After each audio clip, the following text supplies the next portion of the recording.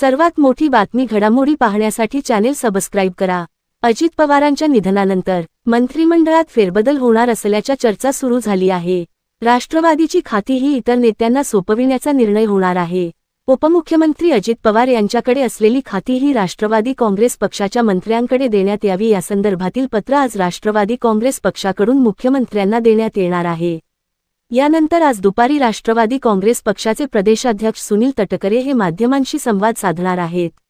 या घडामोडी घडत असतानाच दुसरीकडे पक्ष एकत्रित करण्याबाबतचा लवकरच अंतिम निर्णय पवार कुटुंब एकत्र बसून घेणार आहे।